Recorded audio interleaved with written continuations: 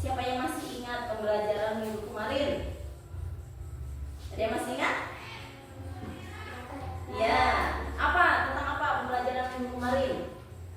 Tentang berpikir komputasional. Untuk berpikir komputasional itu ada berapa macam? 4. Pertama, komposisi. Kedua, pengolahan pola. Yang ketiga, abstraksi. Ya, dan untuk materi kali ini, untuk pertemuan kedua ini, kita akan belajar materi baru, yaitu tentang apa? Tentang kecerdasan artifisial. Konsep dasar kecerdasan artifisial. Apa itu konsep dasar KA atau kecerdasan artifisial? Pernah mendengar tidak sebelumnya?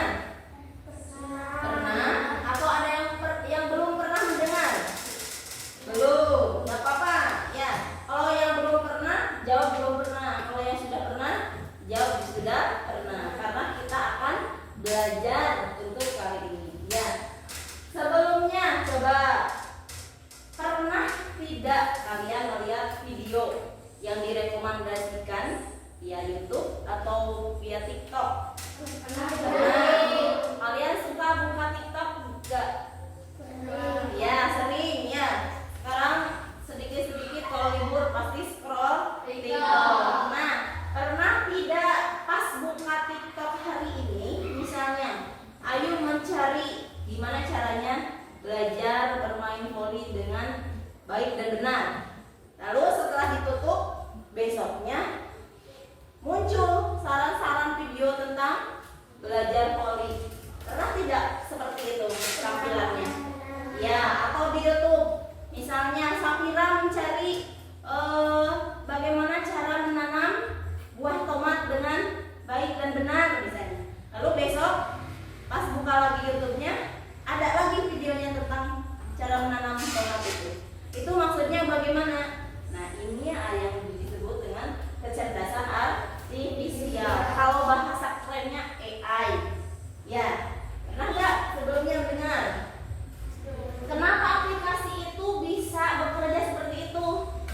Karena dibantu dengan itu kecerdasan artifisial. Ya, sebelum dilanjut, Ibu harap untuk pertemuan kali ini kalian bisa mengenal konsep dasar AI, yaitu meliputi data, pelatihan model, serta keputusan mesin. Dan yang kedua, kalian juga bisa membedakan alat atau teknologi apa yang termasuk dengan mesin cerdas atau AI dan non cerdas atau non AI. Ya.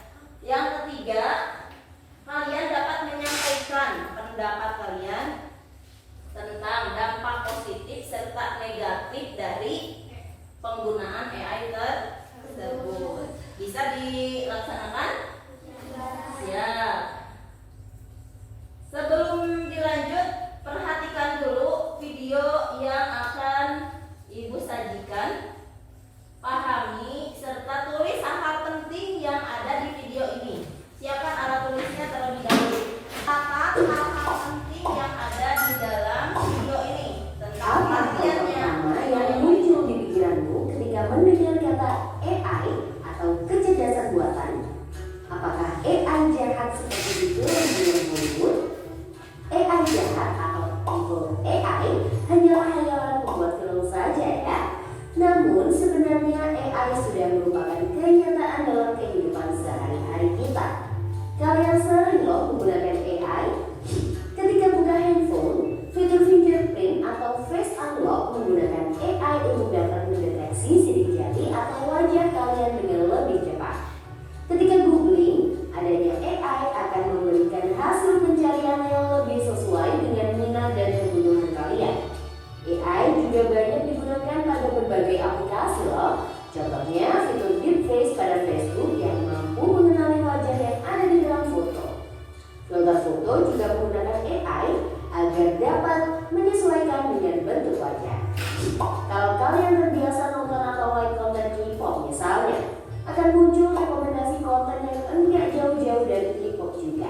Bukan hanya di media sosial, rekomendasi musik atau film di aplikasi streaming, iklan produk pada e-commerce, rekomendasi dari virtual assistant seperti Google Assistant atau Siri juga menggunakan AI untuk mempelajari dan menyesuaikan dengan aktivitas yang biasa kalian lakukan. Lalu, apa saja ya keunggulan menggunakan AI? AI dapat menyelesaikan tugas dengan cepat dan efisien sehingga dapat menghemat waktu dan sumber daya. AI dapat menganalisis data yang besar dan kompleks serta menemukan pola dan tren dari data tersebut. AI dapat bekerja secara konsisten dan mengurangi kemungkinan human error yang biasanya disebabkan oleh faktor kelelahan atau ketidaktelitian manusia. Selain itu, AI dapat bekerja 24 jam penuh, tidak seperti manusia yang terbatas. Sebaliknya, apa risiko menggunakan AI? AI membutuhkan data yang besar dan berkualitas tinggi untuk belajar dan beroperasi secara optimal. Kualitas data yang buruk dapat memunculkan hasil yang tidak akurat. Lalu, analisa atau rekomendasi yang diberikan oleh AI juga akan mengandung bias pada data yang diberikan kepadanya. Contohnya, jika data yang diberikan pada AI kebanyakan berasal dari pasien lelaki, maka analisa penyakit yang diberikan AI akan lebih sesuai untuk kondisi pasien laki-laki dibanding pasien perempuan. Selain itu, ada juga resiko keamanan privasi. AI dapat merekam informasi pribadi dan segala aktivitas di dunia online. Data-data tersebut dapat disalahgunakan untuk tindakan kejahatan. AI memberikan kemudahan dan dapat melakukan pekerjaan manusia. Namun, kemudahan ini dapat memicu sifat malas dan serba instan. Selain itu, orang bisa saja kehilangan pekerjaan karena digantikan oleh AI. Contohnya, pekerjaan customer service yang mulai digantikan dengan chatbot AI. Nah, untuk dari video tadi sudah dicatat hal-hal pentingnya? Ya, di video itu ada tentang pengertian AI, ada juga tentang manfaat AI, ada juga tentang dampak positif serta dampak negatif dari AI atau artificial intelligence. Nah, di sini Ibu akan memberikan pengulasan tambahan untuk materi tentang konsep dasar kecerdasan artifisial itu sendiri. Yang pertama yang akan kita bahas itu 3 macam. Ya. Untuk poin pertama tentang definisinya atau pengertiannya. Konsep dasar artifisial itu apa? Yang kedua tentang karakteristik utama dari KA itu sendiri, dan yang ketiga kita harus bisa dapat atau membedakan mana yang termasuk AI atau mesin cerdas atau mana yang termasuk mesin tidak cerdas atau non AI. Ya. Untuk pengertiannya, jadi setelah video tadi ditayangkan, itu juga ada catatan. Ya. Apa itu konsep dasar kecerdasan artifisial? Yaitu kemampuan menyelesaikan masalah sehari-hari dengan mengadaptasi cara berpikirnya dengan ala ilmu komputer. Ya. Yang pertama melibatkan langkah-langkah logis serta sistematis. Logis itu masuk akal, kalau sistematis secara berurutan. Yang kedua, solusi yang dihasilkan juga dapat dijalankan oleh manusia juga komputer. Dan yang ketiga, keterampilan ini mencakup penalaran logis, kritis, kreatif berdasarkan data yang dilakukan secara mandiri ataupun kolaboratif. Ya. Menurut pengertian lain, konsep dasar kecerdasan artifisial itu adalah keterampilan problem solving berjenjang melalui pemodelan dan simulasi. Pemodelan simulasi di sini artinya masalahnya itu nyata, diganti ke dalam bentuk digital yang dapat diproses. Yang kedua, dapat menghasilkan solusi. Apa itu solusi? Itu pemecahan dari permasalahan yang kita hadapi. Ya. Dan tujuannya tentu saja dapat efektif, efisien, serta optimal, bukan hanya cepat tetapi tepat guna. Yang ketiga, belajar dari pengalaman. Teknologi ini juga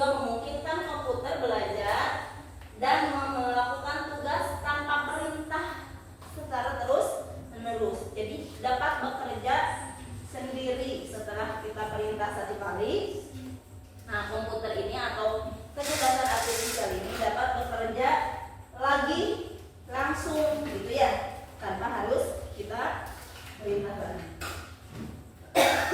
Aduh.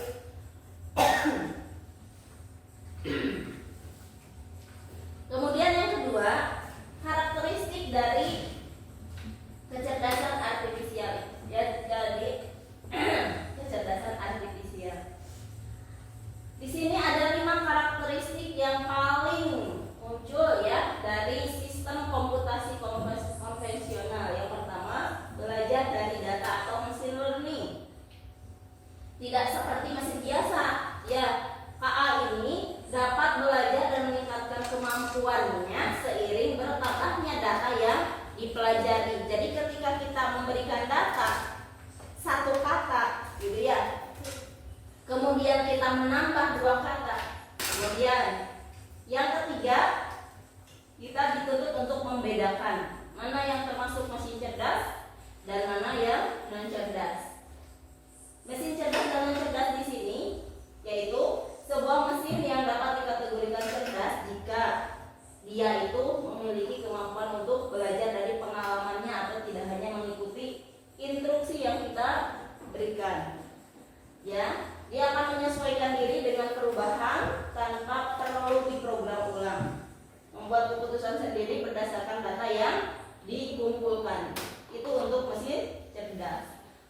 Kalau non cerdas, dia justru menunggu perintah, gitu ya. Jadi kalau non cerdas, dia diperintah baru bekerja, dia dipencet baru keluar datanya, gitu ya. Kalau mesin cerdas mah tanpa diulang berkali-kali dia akan menampilkan jawaban yang lain.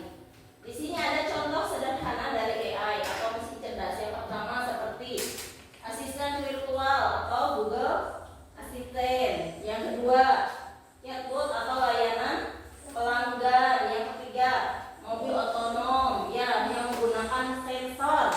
Ya, cukup menggunakan sensor bisa mendeteksi jalan atau lalu lintas.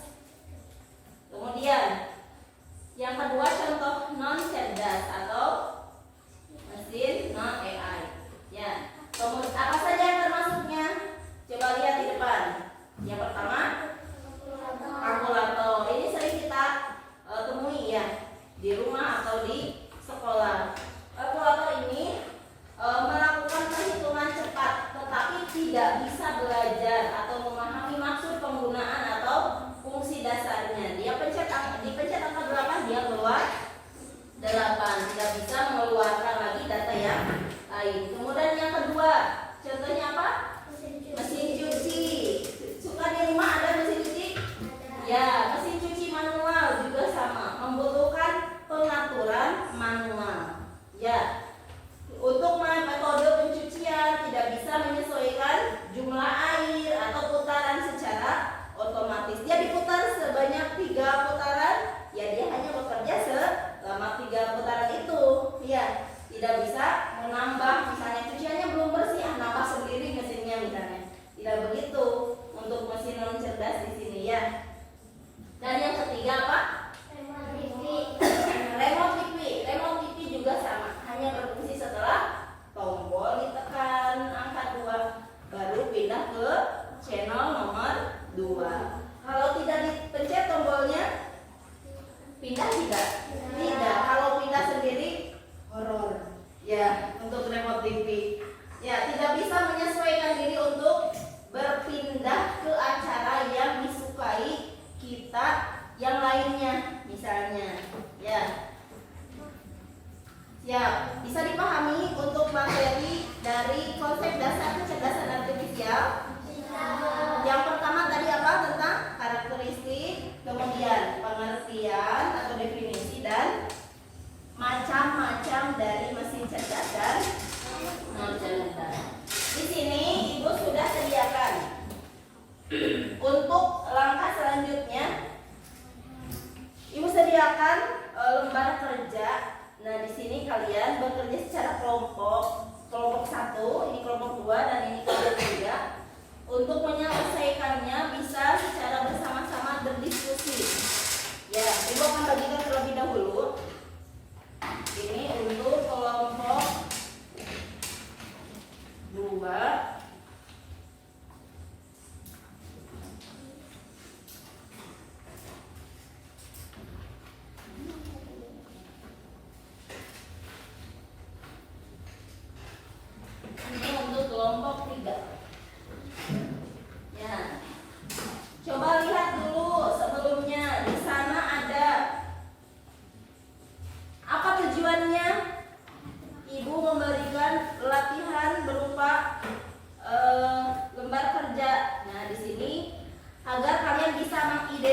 dikasih alat yang digunakan, misalnya ini menggunakan AI atau tidak. Ya, coba diamati terlebih dahulu gambarnya.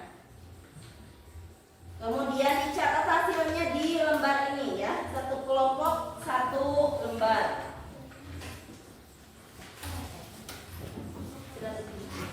Nama kelompoknya ditulis dulu. Nomor kelompok, kelompok 1, itu kelompok 2, kelompok 3. Ya. Untuk petunjuk yang pertama, lihat, amati gambar dan centang apakah alat itu menggunakan AI atau tidak. Di sini Ibu sediakan beberapa gambar ya. Ada 14 gambar. Pilih gambar mana yang termasuk AI dan yang bukan. Dicentang di gambarnya. Kemudian soal pertama, jelaskan alasannya. Kenapa alat itu misalnya mesin cuci termasuk non AI, apa alasannya? Silakan bekerja secara kelompok.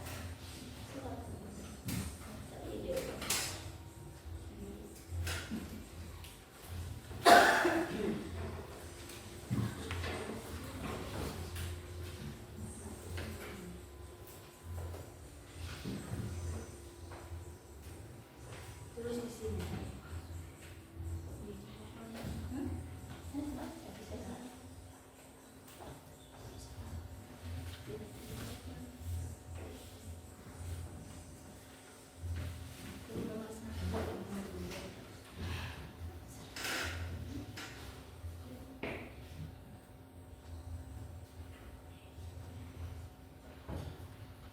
Bisa dipahami? Ada yang mau ditanyakan?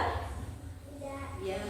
Kalau bisa dipahami, silakan kerjakan secara diskusi secara kelompok.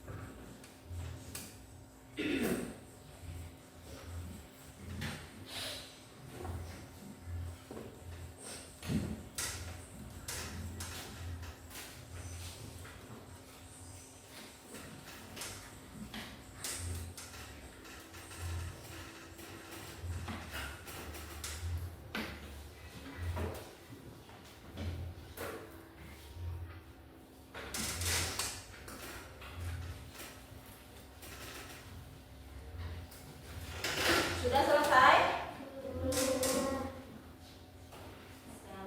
Kalau belum, lanjutkan.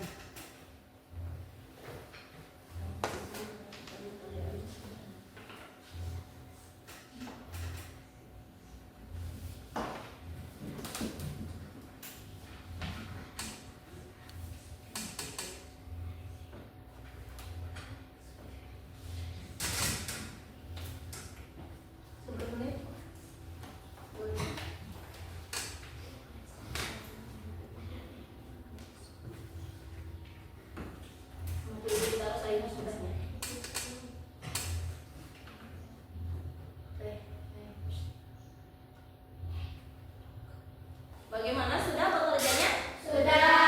Jadi kalau sudah, sekarang pilah dan pisahkan ya. Mana yang termasuk mesin cerdas yang tadi dan non cerdas yang tadi. Kemudian digunting serta dilem di karton yang sudah disediakan di sini ya. Dituliskan di atasnya ini yang termasuk mesin cerdas dan yang non cerdas. Digunting ya, digunting, ditempel di sini. Dikasih tanda mesin cerdas.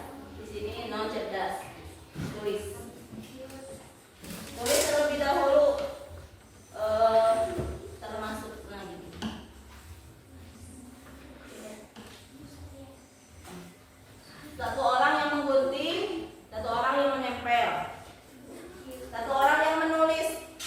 Dikasih dulu di kartonnya, ditulis di atasnya. Mesin cerdas.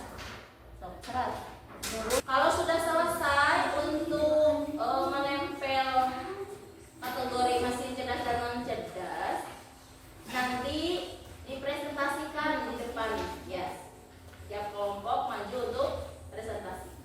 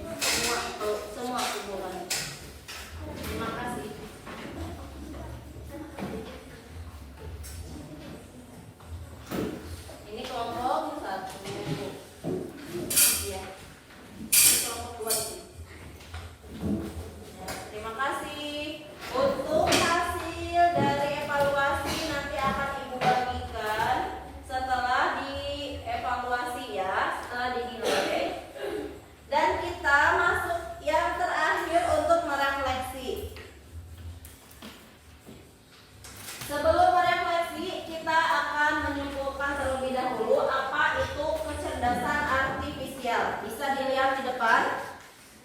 Coba. Apa yang termasuk kecerdasan artifisial itu?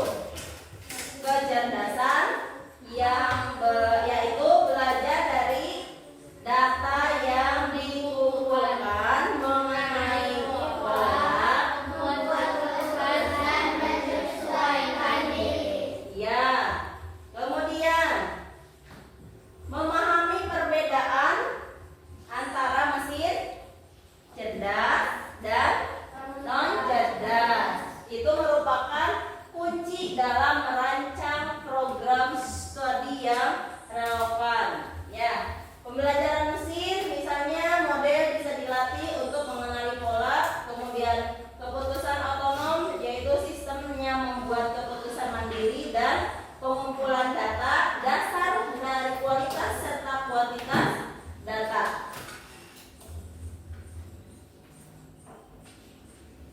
Ya, setelah kita simpulkan, nah bagaimana setelah belajar kali ini? Apakah yang kalian rasakan setelah mencoba pembelajaran AI? Seru tidak? Seru. Kenapa seru?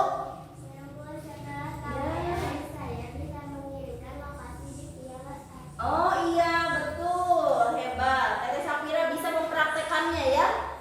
Kemudian yang lainnya, misalnya setelah tahu AI, kita juga bisa apa?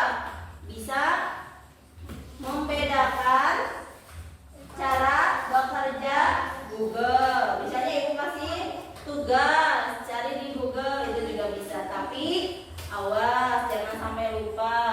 Ya, apa dampak dari AI itu? Bisa yang tadi membuat pekerjaan kita lebih cepat, lebih ringan, lebih efisien. Tapi kita juga tidak boleh terlalu tergantung kepada AI. Ya, karena kita hidup di dunia nyata. Ya, kalau misalnya masih ada guru, bisa kita juga ditambah dengan pembelajaran secara nyata, ditanyakan kepada guru, bukan hanya tentang internet atau Google saja. Ya, bisa dipahami? Bisa. Baik, kalau sudah bisa dipahami, siapkan catatan untuk penugasan di rumah. Ibu akan kasih satu saja, ya, cari permasalahan sehari-hari tentang AI. Apa saja yang bisa menjadi masalah, yang muncul sebagai masalah ketika kita menggunakan alat-alat mesin cerdas atau AI. Ya, sudah ditulis? Ya. Baik, kalau sudah ditulis, kemudian kita tutup untuk pembelajaran kali ini. Sudah selesai. Kita akan bertemu lagi di pembelajaran selanjutnya, yaitu tentang pemanfaatan